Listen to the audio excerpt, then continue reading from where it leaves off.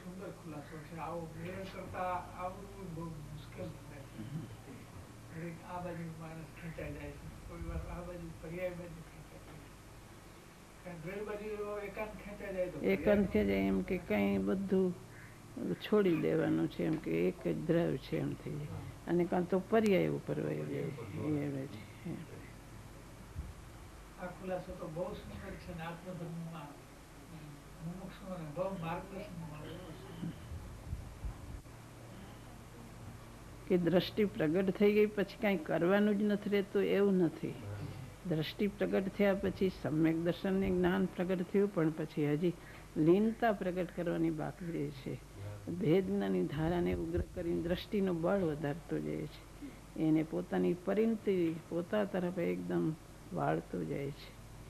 વિભાવ તરફ જતી પરિણતિ સ્વભાવ તરફ ખેંચતો જાય છે.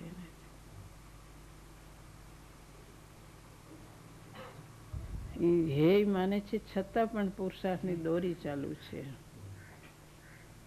એમ કે હું તો અખંડ છું, તો પણ જે વિભાવની પર્યાય જે થઈ રહી ને સ્વભાવ પર્યાય ઓછી છે એને જાણે છે ને પુરુષાર્થની દોરી પોતા તરફ ખેંચતો જાય છે. સાધકની એવી વિચક્ષણતા પણ અસાધારણ સૂક્ષ્મ છે. એ બે મેળ એવો જ છે. કારણ કે એમાં વ્યવહારનો પક્ષ નથી આવી જતો, જિજ્ઞાસુને એમ આવી નથી જતો. પોતે નક્કી કર્યું હોય કે બસ જે આનાથી ધર્મ નથી, વ્યવહારથી એમ નક્કી નિશ્ચય કર્યો હોય તો કાર્યમાં જોડાય તો એમાં વ્યવહારનો પક્ષ કાંઈ આવી નથી જતો. કોઈ પ્રયોજનને કારણે એવા વ્યવહારના કાર્યોમાં જોડાવાનો પ્રસંગ બને, કોઈ ભક્તિના કાર્ય પોતાને ઉમળકો આવીને જોડાવાનું બને, એટલે એમાં કંઈ વ્યવહારનો પક્ષ આવી નથી જતો. ને તો જેને ભેદજ્ઞાન પ્રગટ થયું એને એવા પ્રસંગો મને આચાર્ય કોઈ ધવળ શાસ્ત્રો લખે છે અને કોઈ અધ્યાત્મ લખે એટલે એમાં એને પક્ષ આવી જાય છે. કોઈ મુનિઓ ભક્તિના શાસ્ત્રો લખે, પદ્માનંદી આચાર્ય, એટલે એમાં વ્યવહારનો પક્ષ નથી. એ તો ભેદજ્ઞાન ધારા છે એમને. એમ પણ જિજ્ઞાસુએ નક્કી કર્યું છે કે આ બધા વિભાવથી હું છૂટો ચૈતન્ય એમ નક્કી ભલે બુદ્ધિથી કર્યું છે, તો એને પોતાને સ્વયં કોઈને એવી પરિણતિ હોય ને ભક્તિના ભાવ આવે, એમાં જોડાય અને એવા કંઈક પ્રયોજનો પડે અને એમાં જોડાય તો એમાં કંઈ ભક્તિના કર્મ વ્યવહારનો પક્ષ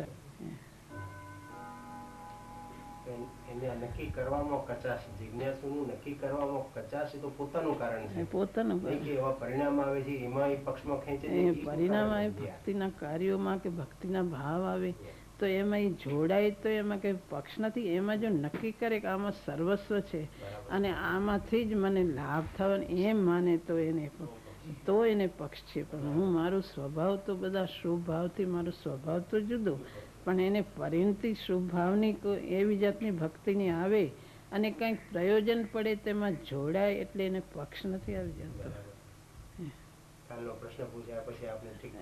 એમ વિચાર મેં ઘણાને એમ થાય કે આ વ્યવહારમાં જાજુ જોડે એટલે વ્યવહારનો પક્ષ થઈ ગયો, એવું નથી થઈ જતું.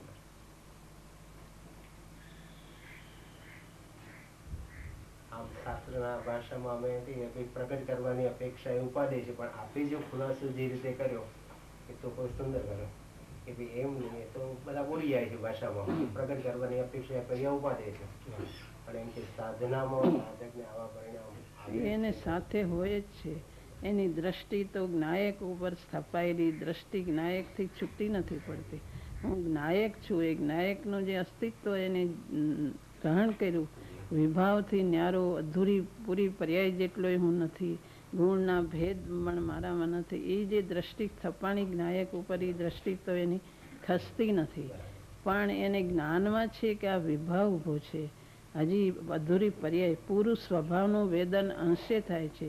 સ્વાનુભૂતિની દશા પ્રગટીને જ્ઞાયકની સવિકલ્પ ધારામાં અંશે શાંતિનું વેદન થાય, પણ હજી પૂરું નથી, અધૂરું છે. હજી આ વિભાવની બધી વિકલ્પની ઝાડ ઉભેલી એને જાણે છે. એમાંથી પોતાની પરિણતિને પોતે છૂટો પાડતો, એને પુરુષાર્થ કરતો, એ સાથે જ દ્રષ્ટિની સાથે એની પુરુષાર્થની દોરી સાથે સાથે રહે છે. એ ભેદ વિભાવમાં એકત્વ થતો નથી.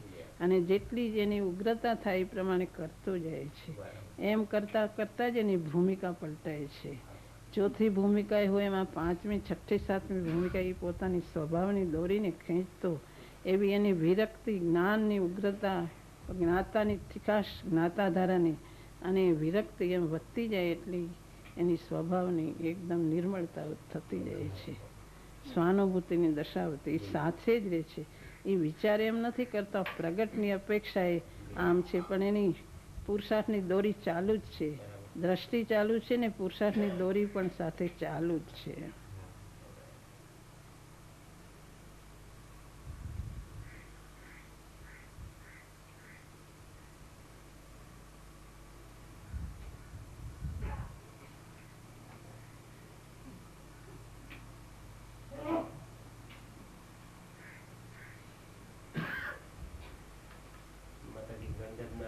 એવી કોઈ વિશેષતા હશે કે વધારે એક વિષયને ચારે બાજુથી સ્પષ્ટ કરવાની એવી લોકો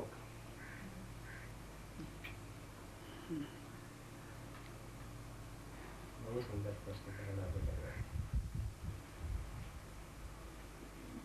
બાકી જે સાધક દશા જેને પ્રગટે એ પોતાના માર્ગે તો ચાલ્યું જાય છે. કોઈ બહાર કે ન કે પણ સાધકની દશામાં એની આવી જ દશા હોય જ છે.